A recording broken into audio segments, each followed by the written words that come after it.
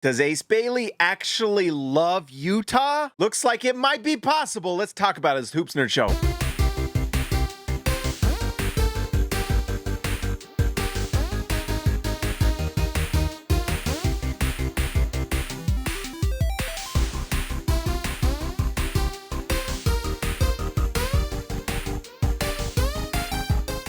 All right, guys, before we get into this, make sure you like the video, subscribe to the channel. All right, so Ace Bailey is in Utah. We all heard the drama. That drama has quieted down and quieted down a lot.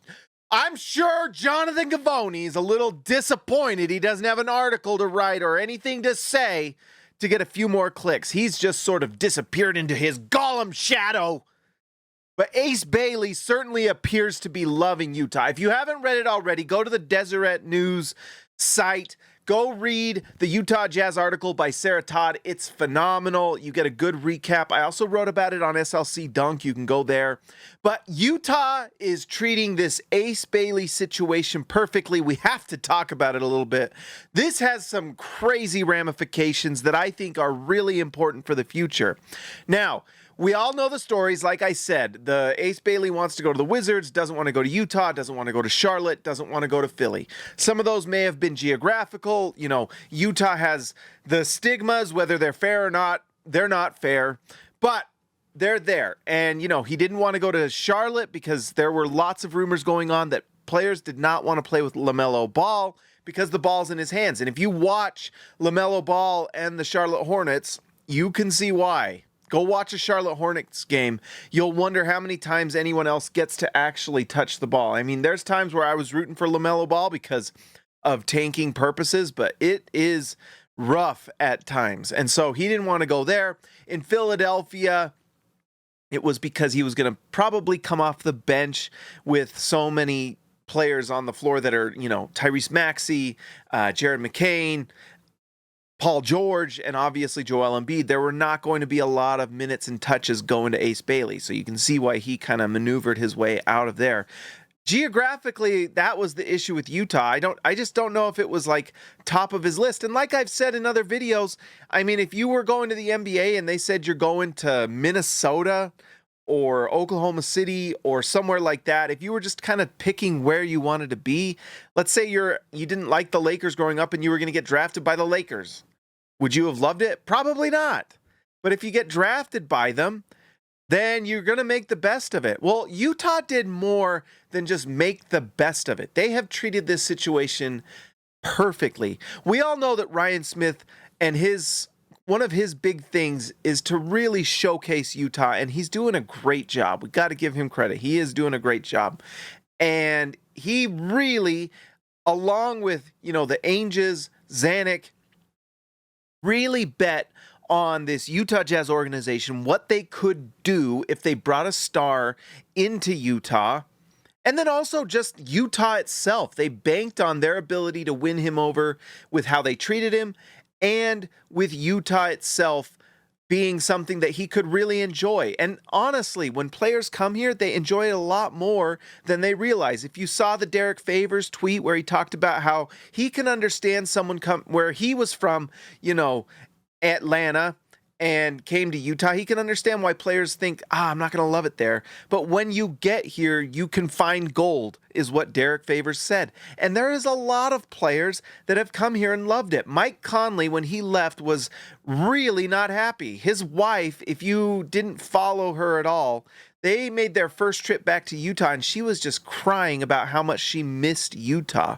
There's so many players that come here and they enjoy it, especially players that want to find kind of a nice, enjoyable place to raise a family that's, you know, just feels good. It's just a great place to live. There's so many things to do for families here. You've got the mountains and the canyons 10 minutes away. There's all sorts of things to do for players here. Now, it's not for everyone. If you're a young player looking to go out to the club or whatever, I am not familiar with how you even say that word. But it's not for everyone, obviously. And there have obviously been players that wanted to go elsewhere for, you know, reasons. I don't know.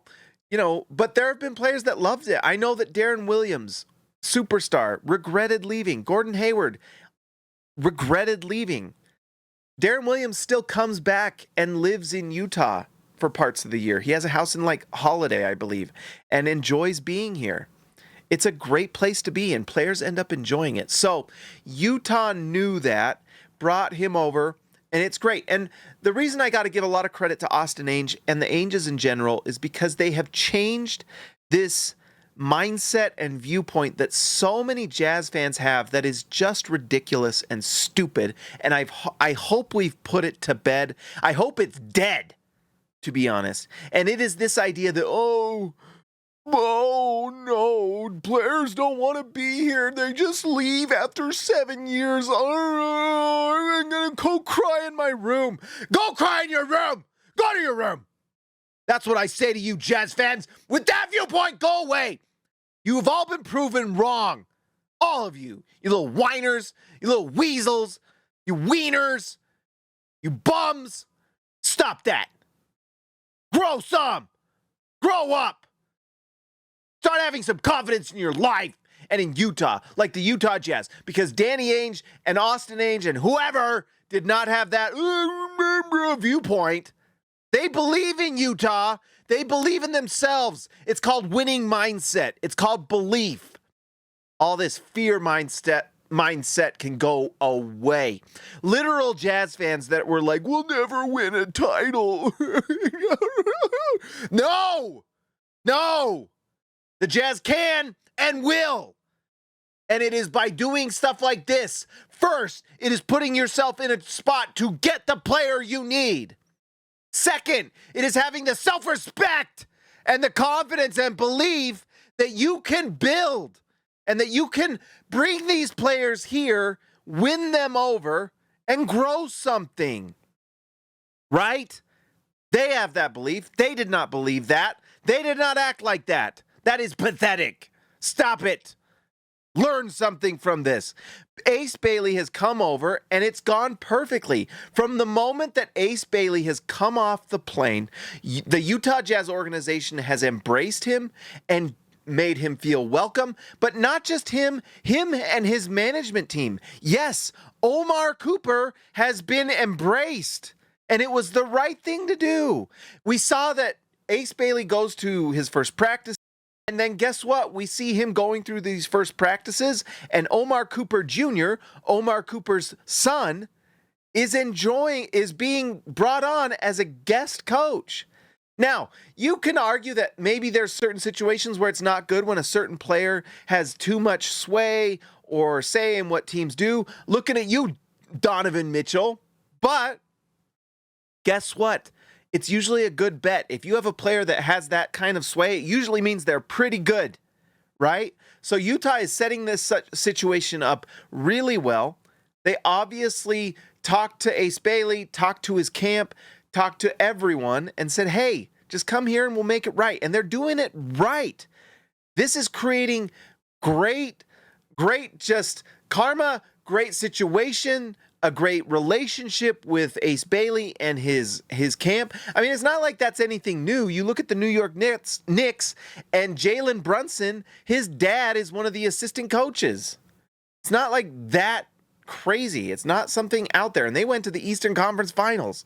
So Utah is doing this right. They're bringing on Omar Cooper Jr. And what makes that situation pretty cool is Omar Cooper Jr. is trying to work his way into becoming a coach, like working through his grad program or whatever. If you read Sarah Todd's article, you can read about that. Pretty awesome. Pretty great. And Utah is now creating goodwill with Ace Bailey. He's obviously happy and enjoying this new situation. Guess what? If Ace Bailey turns out to be great, maybe he wins Rookie of the Year. Who knows? But if he turns out great, he knows that this team has set him up to succeed, has treated him right, has treated his family right. And then guess what? One of the things they also believe is that he can fall in love with Utah and enjoy being here. There is not a lot of difference between Utah and like any of those other places that I've talked about, Oklahoma City, Minnesota, whatever. Do you think Cleveland's any better than Utah? No. I thought it was so funny, by the way. when the WNBA player was talking about situations she wants to be in and not be in, and she mentioned Cleveland being not a place WNBA players want to go. And, you know, no one jumped into that conversation quicker than Donovan Mitchell, because Donovan Mitchell can't handle not being perceived in the best light by by fans. Sorry, Donovan. Enjoy the humidity. Enjoy the Great Lakes. Enjoy the jorts. Enjoy the stretch collared Ohio State t-shirts. That's Cleveland. Enjoy it. There ain't anything else. Ain't nobody going to Cleveland. Remember what Joakim Noah said, Donovan. It's just really good. You know, the grass is greener in Utah. I'll be honest. It's better than people think. No one talks about Donovan Mitchell anymore. Donovan Mitchell got a shoe deal in Utah, right? Donovan Mitchell got more pub in Utah than he has in Cleveland. Now he's just one of a bunch of guys in Cleveland. And, you know, he got into All-NBA, I guess, but that was partly because he's in the Eastern Conference. If you come and make it in Utah and do well, Ace Bailey's going to get all the pub he could want. It's not being on the Lakers, but nothing is. It's just as good as anywhere else. I mean, maybe he'd get more pub in New York, probably, maybe. But guess what? He's going to get a lot of pub here, especially if he wins. And Utah has set him up to succeed, and he might just love being here.